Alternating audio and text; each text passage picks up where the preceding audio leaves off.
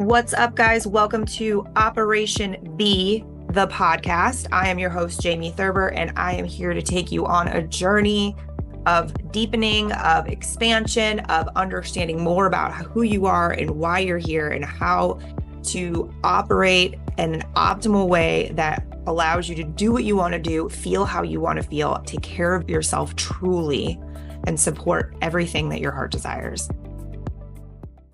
Hey guys, welcome back to Operation B. I have some fun things to share with you today, as you may have already noticed. I wasn't going to start with explaining where I am, but it probably makes the most sense instead of making you wait as we go on. But I was thinking about the way that the show has been going, and we started having guests. So you've been seeing those episodes along with my solo episodes that I'm filming in my home studio too. And I've been getting great feedback. And I thought, you know what? Because I set up this space that's my own set that I'm pretty obsessed with it. I'm not going to lie. Like, so cool. And love this color of the wall. The chairs are so comfortable. I'm very excited. And so with that, I thought, okay, let's do our solo this week here so I can introduce you to some new things. And I'm actually going to give you a bit of a life update. It's been a long time since I've done something like that. Actually, since we started Operation B and we made the switch from lifestyle creations. So that was, I don't even know how many months ago, 9 months ago, maybe. So giving you just an update kind of what's going on. And one of the reasons I started the podcast to begin with was the fact that I have a lot of words to say and doing it in a live stream or God forbid now in a reel with that short time period or my long written form, I just figured I wanted another way to talk to you guys and be able to share things and be able to share insights. And then it's evolved. And as it's evolved, bringing in guests allows me to show you some of my favorite people and people I admire and people that I think you can learn things from. And so it's just been fun for me. I take this very personally, the way that I handle what I'm saying and how I'm producing it. So it's nice. And it feels like a family to me, whether you're sitting in this room with me or not. It definitely feels that way. So that's what we're going to do today. I'm going to give you a little life update, but I will start with where I'm sitting. So you've seen some of my other episodes with guests. I've done them. And then the one we did the recap, we've done them actually in a very similar set to Ashley Malin's show because we film in the same room. And the more that I realize, and this is a fun lesson for anybody, but especially a lot of us whose job and focus is to always care for other people, and it's a very natural thing for us, I decided that I wanted to do that set and just switch the chairs because it was the easiest option for everyone involved. Not really me. It was just to make it easier on the guys so I could film on Fridays when I was here with Ashley and we didn't have to switch much. And then I was watching the episodes back and I'm like, I do not like the way this set looks. It's great for her and it's beautiful and it's on brand for her because we designed it for her. And so it made me start thinking about, you know what, I'm allowed to do, figure out what I want it to look like. And so I bought the chairs and the rug and the set. And then we were messing with it in this room and found out this little beautiful nook here. Sam's idea and it is perfect. So I'm like giddy, you guys. I was giddy. I was talking about it like I do to my dogs. And I'm like, are you so excited? That's how I was feeling in the room that day. So the team here got to know that side of me pretty quickly. But I was excited to film in here and then just kind of let you know what's been going on. So as far as health stuff goes, so that's been a part of the conversation for a long time, obviously. You guys know I took a break for a long time because everything had gotten so much worse. And I've been working with Dr. Olivia Joseph and Dr. Jason Hammond, who was here as a guest on the last episode. And he's been helping me with a lot of my pain. And then she's helping with new functional medicine. During that, we found a lot of changes that were needed within the way my body was utilizing nutrition. And so I'm not going to go super deep into that, but I'm going to let you know that as we've been increasing, like obviously not only am I filming here periodically, but I'm also leaving the house once or twice a week to go work somewhere and to be out of that space. Whereas in like 6 months ago, for me to be away from the house for very long was not possible. I would leave dinners early. Or schedule like 4:30 dinner reservations, like those kinds of things. By the end of the day, I'd be so depleted. For me to tell you that I'm not still getting depleted would be a lie. It's just shifted a bit. And we'll talk a little bit more about what I've been able to accomplish which I never thought I'd be able to do again here in a minute. But I wanted to say this part to the people who I know are listening that go through this roller coaster ride the same way that I do when it comes to your health and how you're feeling. And I remember my therapist was telling me, she was like, Jamie, it's very normal for you to not feel amazing every single day. Like, that's not the goal. And I remember thinking, like, what? Other people don't feel that way? And she was like, no, that's not how other people feel. Like, everybody, some have good days and bad days. I didn't know about that. I didn't know if that was a thing or not. So for me to have the ability to realize and like make my mind go around the fact that I was not necessarily looking for quote unquote perfection or every day, like the goal wasn't to feel great every single day. It was to learn to be able, as my coach tells me, is to titrate through those peaks and valleys as they happen all day long. And so with that being said, I've actually been able to start to do that. And then I've stepped into a different role in a company that's allowed me to really put a lot of that to test. And the interesting piece of that has been I was feeling really, really good. When I say that, like better than I had in years for a while. And then it got not good again. And I know why, and it made sense, and the stress levels and the output had changed, and I was having a hard time with food again. As you guys know, that's like an ongoing thing. When you've been chronically nauseous the majority of your adult life, especially, food and you have a weird relationship. So with those things, but what I was able to do is advocate for myself in an even more honest way. And so that was my main point of wanting to share this with you, is that there were moments that I said to my doctor or said to whoever, like, I can't do that because I'm not willing to put my body through that.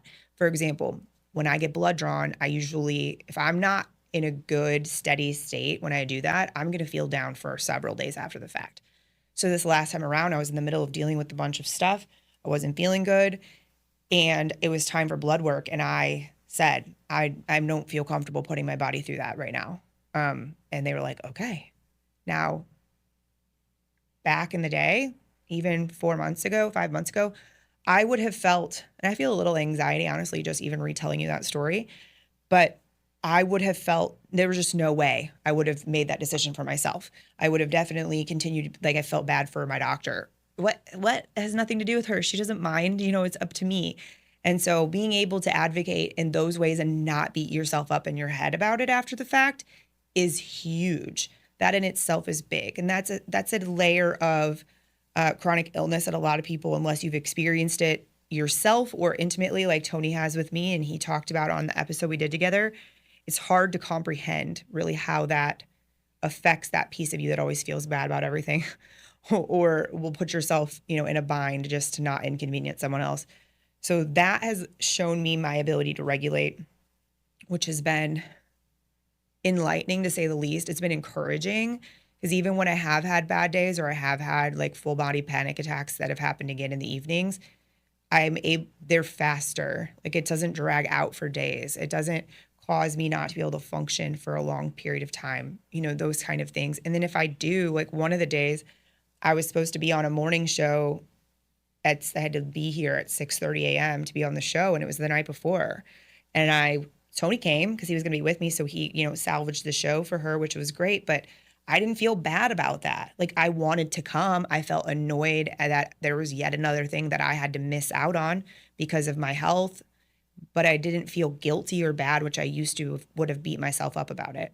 So that in itself is massive. That's a huge shift and change, and it's something that if I could give a gift to people who've dealt with sickness, that would be it. Like I wish that more people could know that that's possible and give themselves some grace until they've created enough space in their minds and in their lives and, understanding with their bodies that they can let themselves do that and that it's okay. So we are still over a year out from our wedding, to shift gears a little bit. So me and Tony are getting married in November of 2026. So that's exciting. I am going to go try on wedding dresses in a couple of weeks. And most of the important stuff is booked. So a lot of people ask me about that. It feels like we've been engaged forever. Well, we've been together forever. So it doesn't mean anything to me. So a lot of the most important parts are taken care of. Tony's son is getting married soon, so that's really where my head's at as far as wedding stuff goes at the moment. And then I don't know, maybe it'll feel more exciting and real like once we do dresses. I don't know. But that's where we're at. There's not a whole lot to report there because we still have a whole lot of time, which is exciting for me because if I'm going to continue down this trajectory of feeling better, that was the whole goal of pushing it out the way that we did, was so that I could get to a place where I could be well the entire day for my wedding. But everything with him is going well. Business is crazy busy for him, and we navigate life in a way that I don't think other people are always okay with. People think it's odd the way that we operate together, but it works really, really well. And what I mean when I say that is we don't see each other all that much. We don't spend a ton of time together one-on-one, especially recently with things that have been going on in his company. And because I have my own stuff happening all the time too, it doesn't cause a riff. And when I need him, he stops what he's doing and comes. And when he needs me, I stop what I'm doing and go.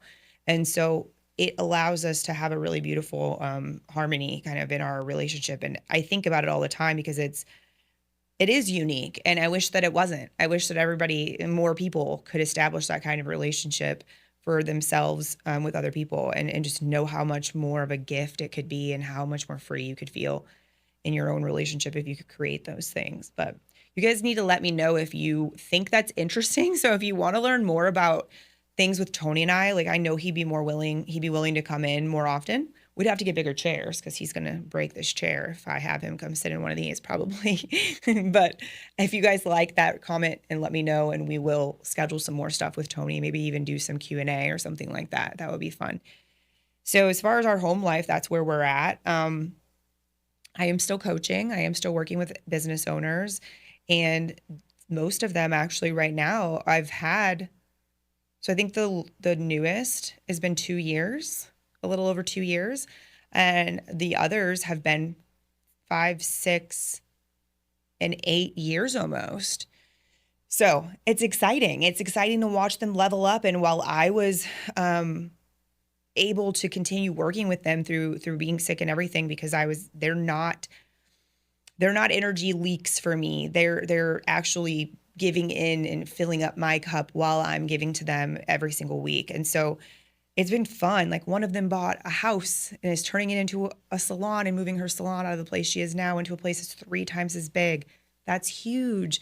The other bought a whole city block and is filling all those buildings with employees and room to repair vehicles. And that's massive. And he's killing it. And then another bought a second home and is living in different parts of the country.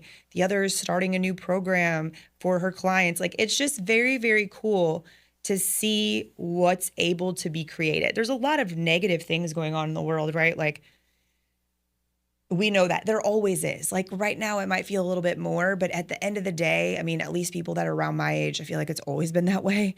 We've never really known life without a lot of hard stuff. And so going on in the world, I should say.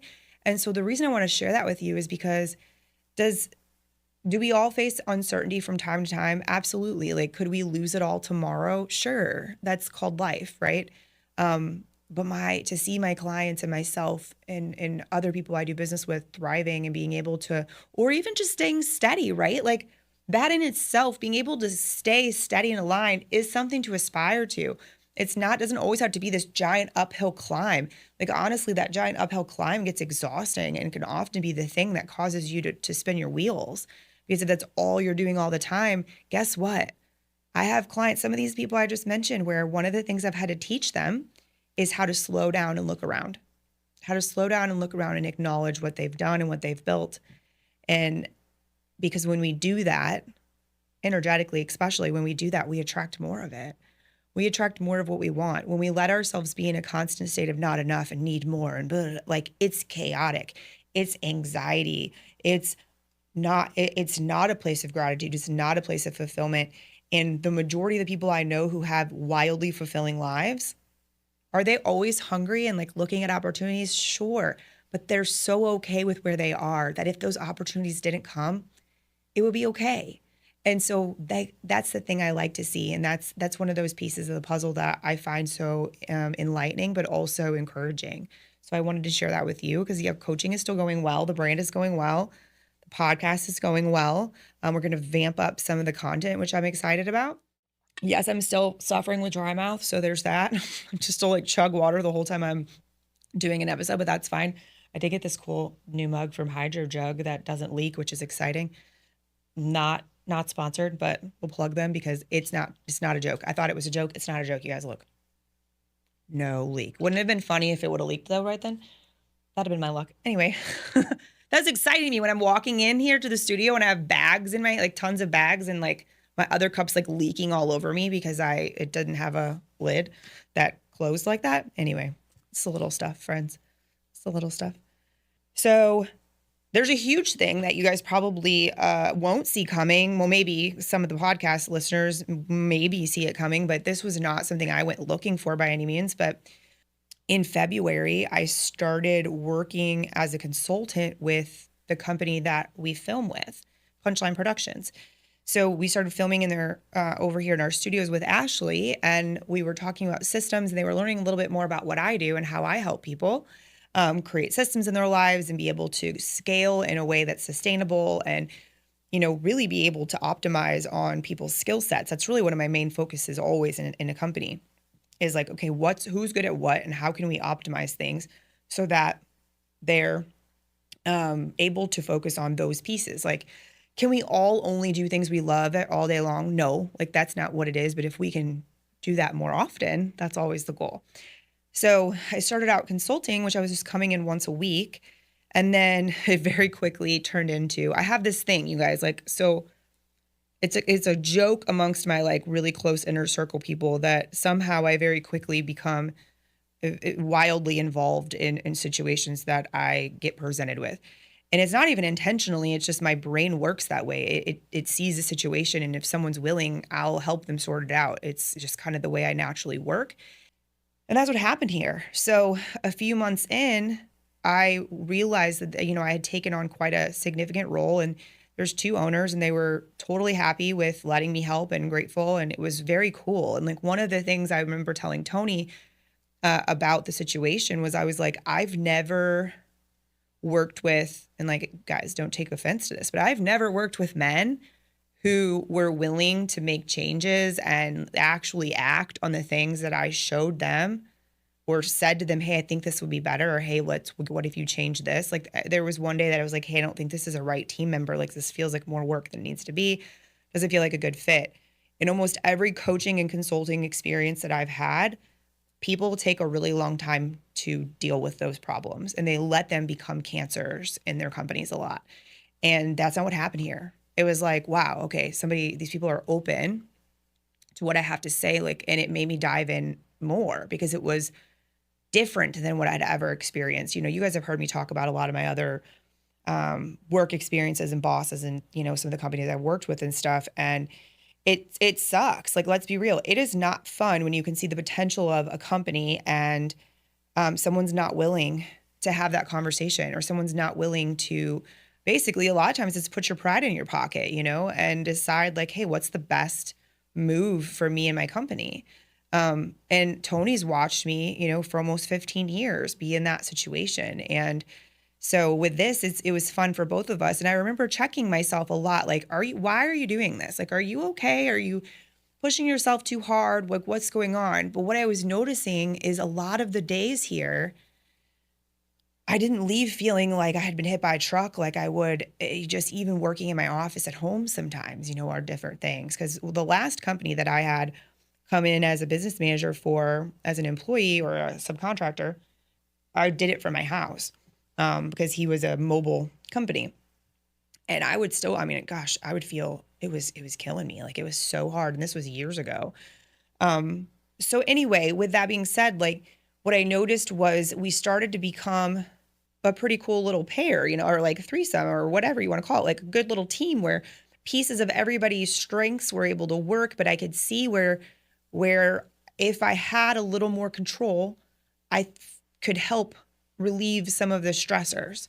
And I know from experience that if I can help relieve the stressors, which are things I'm naturally good at, like I don't know how to describe to other people the way that I do that, but it lights me up. And it's something that I know I can help other people, especially very creative people, because I'm creative, but in a different kind of way. And I don't know how you would describe it. I guess I'm creative in a very structured fashion per se. Maybe that's why crocheting is such a good thing for me, because you're counting and it all has to be done like in a certain way. And that's why it makes a beautiful thing. I don't know. But anyway, so it's a gift that I have. And I believe that everything happens for a reason. And so did I set out to buy into a production company and help produce podcasts? Was that my original plan? Absolutely not. Is that what I'm doing now? It is. And I'm happy about it. And it suits me well. And the reason that I figured this out, you guys know I'm really good for a good aha moment. So I was driving and I was like, oh my goodness, I know what it is. This is why it makes so much sense. Because not only because I've done online branding for 15 years and built my company completely from scratch on the internet. Like I know how all those pieces work. I have the business background. But you guys know how much I love storytelling. I love storytelling so much. And what I realized why I feel so passionate, I guess, or connected with these hosts and these shows and just the process, like some of them I've never even met yet because they don't film in studio. And it's like with that, it's a creative process, but it's also a way that I have my hands in helping, dozens of people share their stories every week. Because whether it's the host or it's their guest or whatever, it's beautiful because you know that I believe deep down inside of me that when we share our stories, it creates a positive ripple effect across the board. Because when we're telling stories, each person in the room is going to pick up on a different part of that story. Each person in the room is going to be impacted by a completely different part. I've told this before, but probably a long time ago, I'm going to tell you again. There's an example of this, and it was Elizabeth Gilbert. So she wrote Eat, Pray, Love and Big Magic, which is one of my all-time favorite books. It's like my favorite book to listen to on audio. I listen to it over and over and over again. It's like now I feel like I'm having a conversation with a friend when I listen to it. But in Big Magic, she talks about when she wrote Eat, Pray, Love, and it blew up and it became a movie and it was this whole thing. But before the movie came out, there was she was at a book signing and there was a whole line full of people. And these people were waiting and everybody's telling you their story and they're signing the thing. She's signing the books and she's taking pictures. And this one woman comes up and she was like, oh my God, Liz, I loved your book so much. It changed my life. And she was like, oh, that's great. Thank you. And then the woman said, that part where you were in an abusive relationship and your husband was physically abusive with you and then you left him and then your whole life did blah, blah, blah. And Liz was like, oh my God, like that was not in the story. Like that did not happen. And if you've seen or read Eat, Pray, Love, there is no abuse. Like they weren't a great match, the husband and her, but he wasn't abusive to her. But because that woman's situation, she saw and heard from that story what she needed to see and hear from that story in that moment. And the whole reason, it gives me the goosey bumps thinking about it. The whole reason that Elizabeth Gilbert says that in Big Magic is to explain to you how you don't have control over how your story impacts other people. But if you have it inside of you, it feels like it needs to come out, you need to let it out because you have no idea who it's going to reach and how it's going to change them or how it's going to impact them. And that's the thing is the whole reason I have a brand. That's been the reason I have a brand since the get-go is because I believed and there was a few instances in my own brand and my own building of the business where people would come to me and tell me about things that changed their lives. Or there's one woman I will never forget. It was on one of my old mentors, Sean Whalen, back in the day when we worked together. On one of his posts, he had to ask who, dead or alive, who would you have lunch with? And this woman put my name. I had never seen her name before. She'd never interacted on any of my content before. I had no idea who she was. And she didn't tag me in the post. One of my friends saw it and tagged me in the post. And because I was working with Sean, so I didn't pay, honestly, once I'm working with someone, I don't pay as much attention to their content because I'm talking to them or whatever. So I didn't even see it. And I got tagged in it. It was a life-changing moment for me easily because I spoke to the woman and we talked a lot after the fact because, of course, I was completely blown away and honored. And I remember that moment, I always will, because it made me realize it really solidified that piece that I felt inside of me that I had convinced myself was true. But it solidified the fact that you never know who you're reaching and impacting and how you're helping them. You just never know. So if you have that story inside you and you want to share it, I will always help people and encourage people to do that. So working with the team here at Punchline and helping them do their magic, which is the production piece, right? We have a great team and good vision, and we've been able to, I mean, just even since February that I've been here, the quality of content has changed drastically. It's done nothing but improved and get smoother and better, and it's exciting. So to see that and to help them do their magic, to help the people that sit in these chairs get their words and their heart out to the world, whether it's entertaining or it's healing or it's, entrepreneur stories or it's talking about building businesses, whatever it is, that's big for me. And of course it fits. Like I remember hearing that and it was going, oh my God, okay, that's all I needed to realize right there. It's a perfect fit. I was sitting in my bed writing out this entire proposal because I was looking at things that I knew I could do and help with. And Tony came into the room and I was like, do you think I'm insane? Like for wanting to do this? And he was like, no, I think it's great. Cause he had never really had much to say about what I was doing there. He was seeing me leave and go for the first time in 2 years, like leave the house regularly to go to a workplace and do a day's long work and come home and not, be like vomiting. So it was, he didn't say anything. So I'm thinking, oh my God, is he like waiting for the other shoe to drop? Do you think I'm crazy?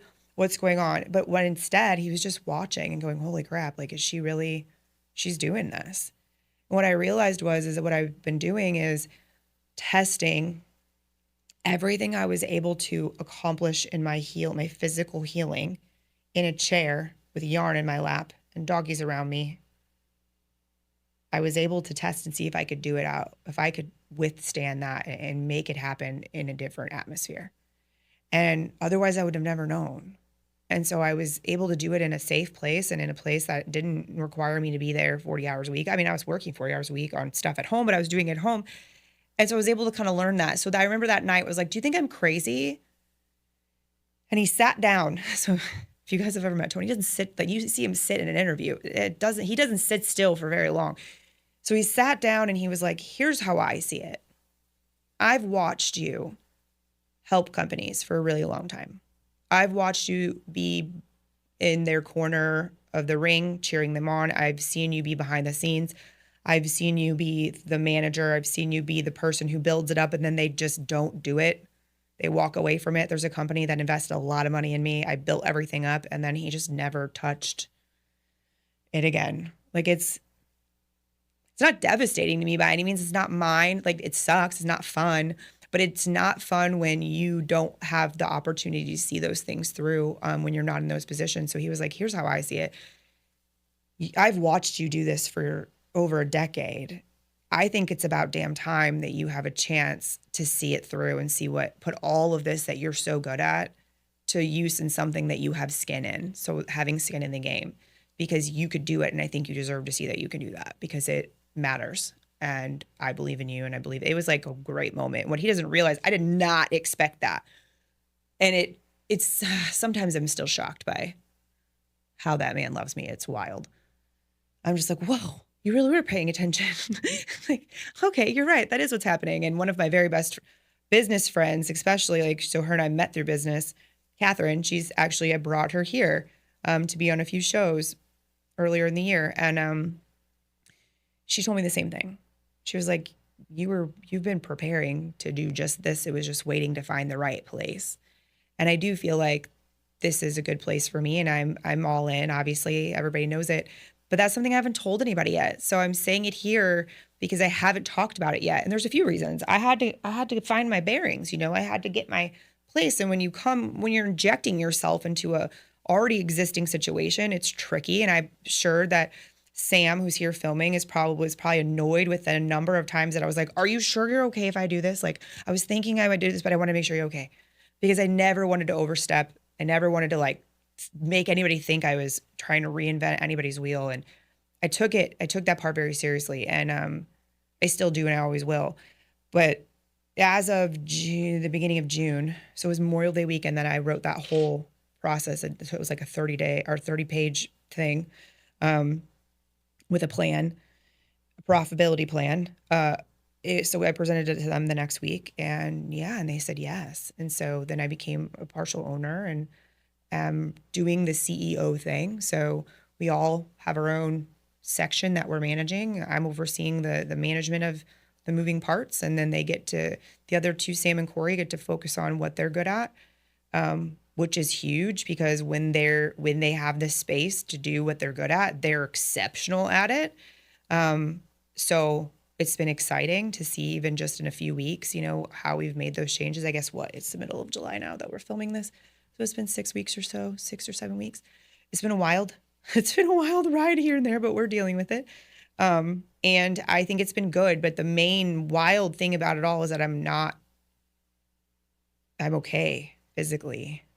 I haven't felt exceptionally well every single day, but I've been able to, like my coach said, titrate it and figure out and learn, yesterday was a little much, so tomorrow we're going to adjust XYZ thing. And that's the other thing, that's what I was getting at when I was saying it's unique to find a group of people that are willing to hear you in your need to, and how you want to, or need to interact, because it's what you physically need and or mentally or emotionally need, and are willing to adjust accordingly.